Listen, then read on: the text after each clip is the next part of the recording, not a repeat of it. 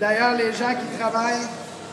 Et je voudrais remercier, féliciter et surtout que vous remerciez encore et encore les braves militants derrière moi.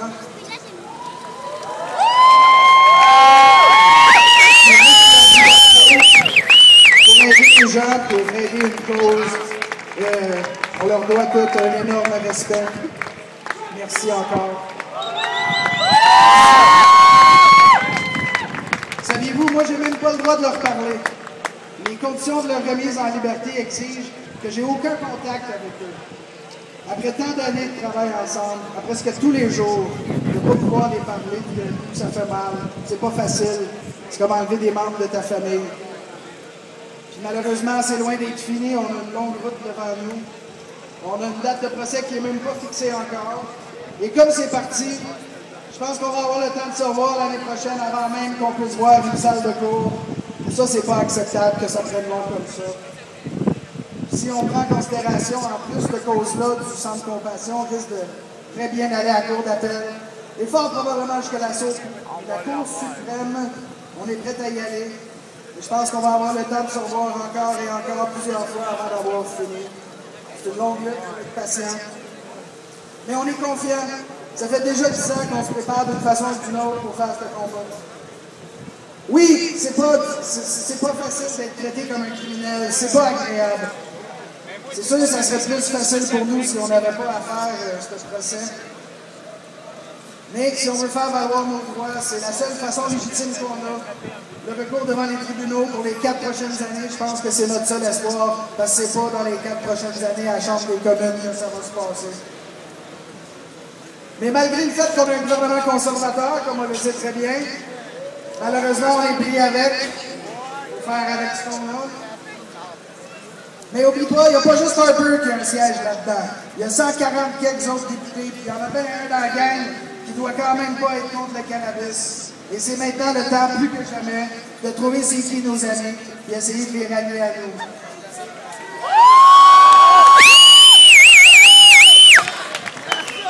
J'aimerais aussi féliciter le grand espoir Jack Layton pour le NPD qui, traditionnellement, ont toujours appuyé notre côté de la médaille.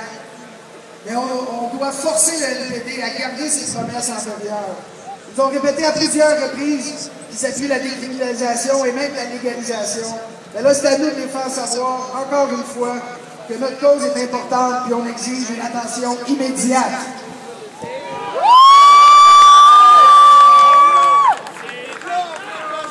Enfin, aujourd'hui, c'est une des premières fois dans les 3-4 dernières années que je me souviens qu'on peut avoir une marche et qu'il ne pleut pas. Merci. Par contre, il y a des plus gros nuages à l'horizon. Il y a une tempête qui approche. Il y a des temps durs et des grands défis qui nous attendent. Et pour les personnes qui sont malades, des temps encore plus durs s'en viennent. Je vais pleurer pour eux, parce que le climat de répression qui s'en vient dans le vent va les affecter encore plus que ceux qui fument juste pour le simple plaisir. Pour ces gens-là, c'est leur vie même qui en dépend. Et priver ces gens-là d'accès, c'est impardonnable et inacceptable.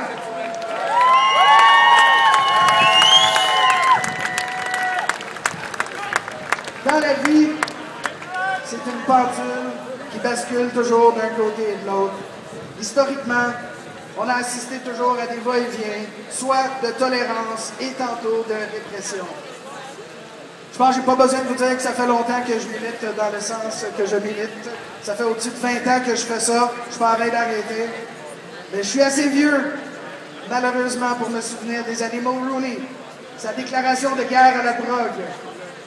C'était en même temps que je commençais à développer mon histoire d'amour avec cette herbe qu'on aime tant. Mais même avant cette guerre à la drogue de Mulroney, il y avait une autre époque. La génération avant la mienne, c'était celle de la Révolution tranquille. Harmonium. Fumer du hache, des bords du bon Saint-Denis. Fumer des joints au Café Campus.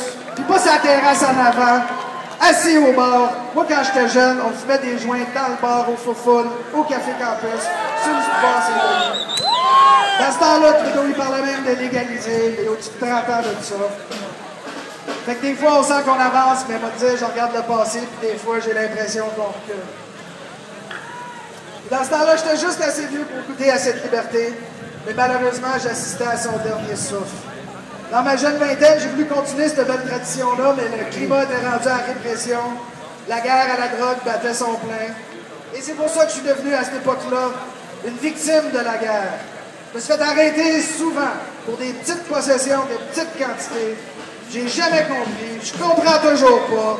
J'ai toujours la conviction profonde que ce que je faisais, c'était pas moralement répréhensible.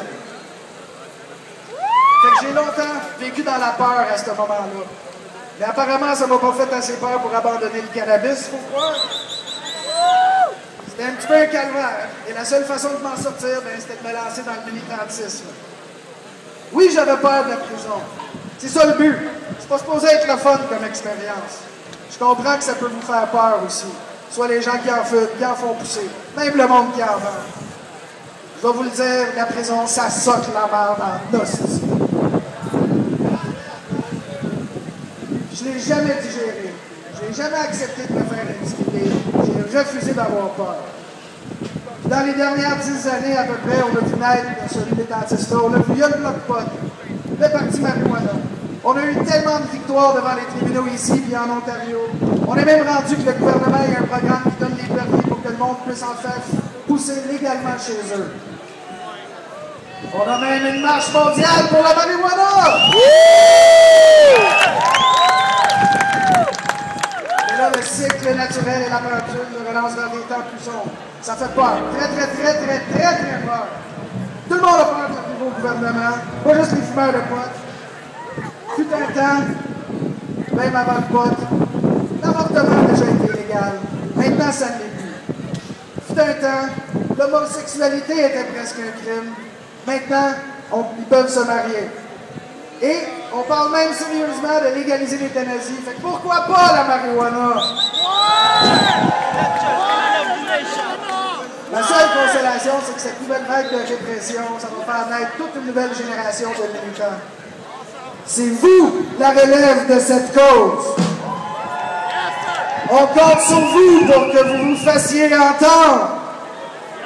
Notre nouveau premier ministre nous a fait le promis de faire passer des nouvelles lois pour imposer des peines de prison obligatoires pour les causes de marijuana. Oui, ça fait peur, mais on doit faire face à cette peur-là, se tenir debout, faire face à notre adversaire et revendiquer vigoureusement nos droits.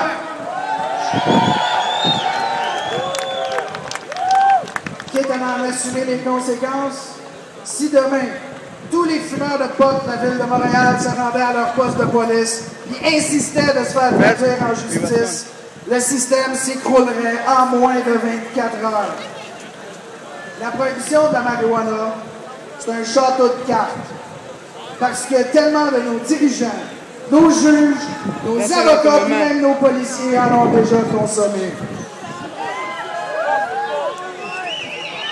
C'est Gandhi qui a prouvé que quand on surmonte la peur, ceux qui en font usage contre nous sont dérobés de leur pouvoir. Et c'est l'absurdité de leurs gestes qui devient flagrante, pas des nôtres.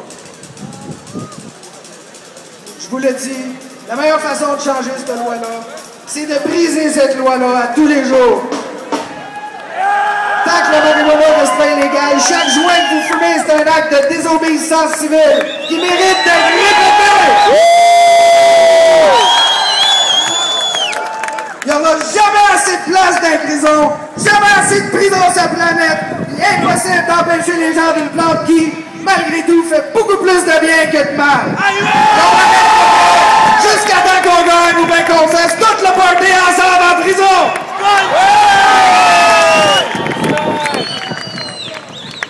À l'année prochaine, on laisse la place à la musique. Merci.